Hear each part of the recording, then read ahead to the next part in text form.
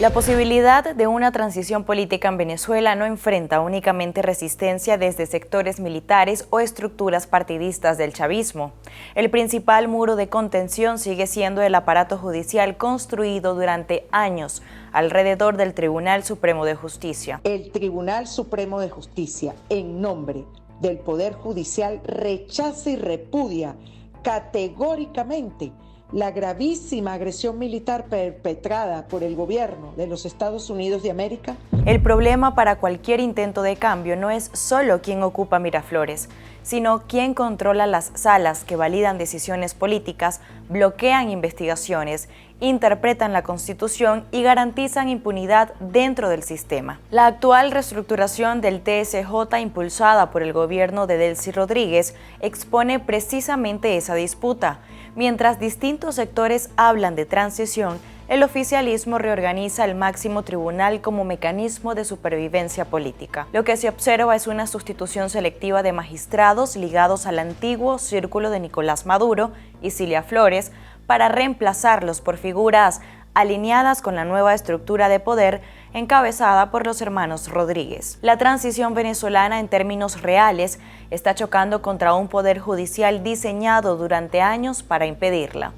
La composición histórica del TSJ explica por qué. El tribunal dejó de funcionar como árbitro constitucional y se convirtió en un centro de operaciones políticas. Desde allí se anularon funciones del Parlamento opositor electo en 2015. Se avalaron procesos electorales cuestionados, se justificaron inhabilitaciones políticas y se blindó jurídicamente al chavismo frente a presiones internas e institucionales. El Tribunal Supremo de Justicia terminó operando como una extensión del Ejecutivo.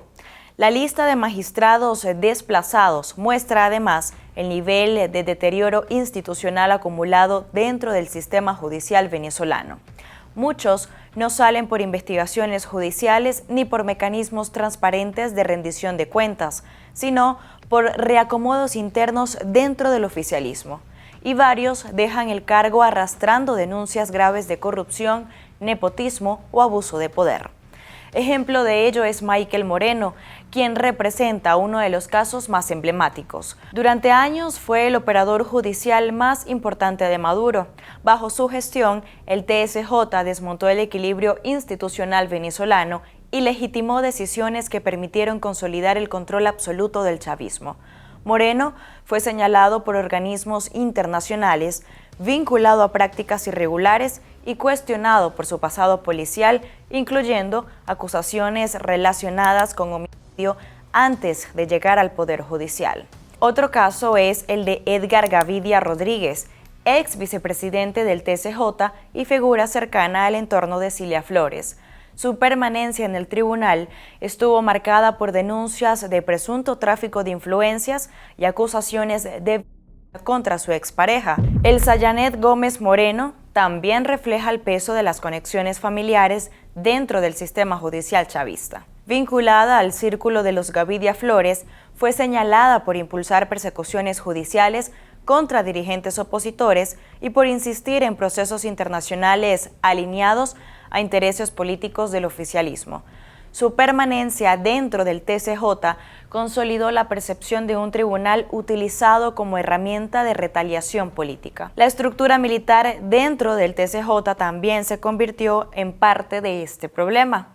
Juan Carlos Hidalgo Pandares, general retirado sancionado por Estados Unidos, llegó al máximo tribunal después de ocupar posiciones dentro de organismos militares y de seguridad.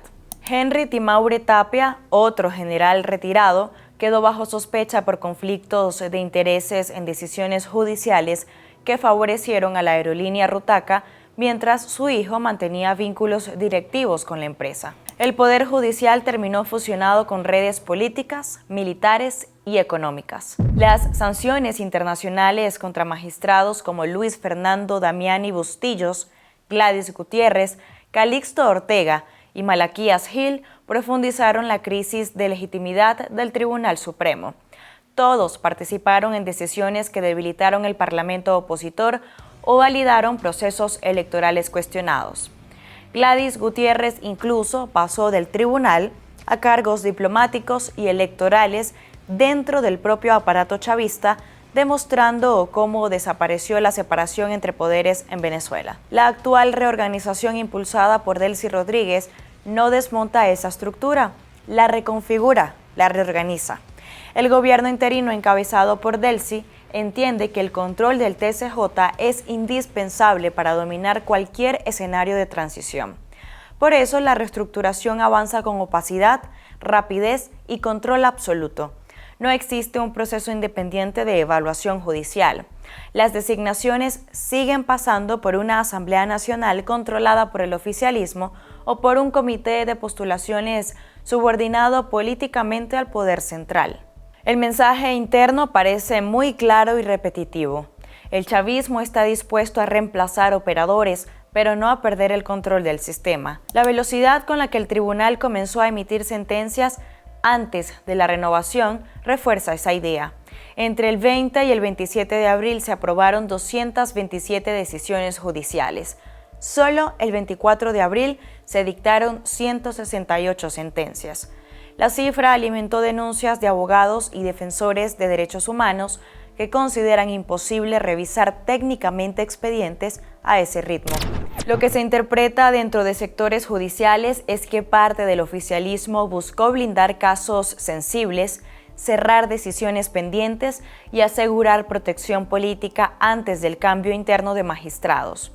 Así, la transición venezolana enfrenta entonces un obstáculo estructural.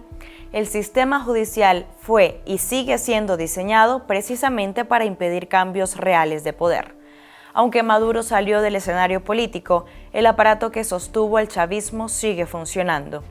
Delcy Rodríguez no está desmontando el modelo judicial heredado, está adaptándolo a una nueva correlación interna de fuerzas. Magistrados vinculados al antiguo núcleo de Maduro salen del tribunal, mientras sectores cercanos a los hermanos Rodríguez comienzan a ocupar espacios estratégicos.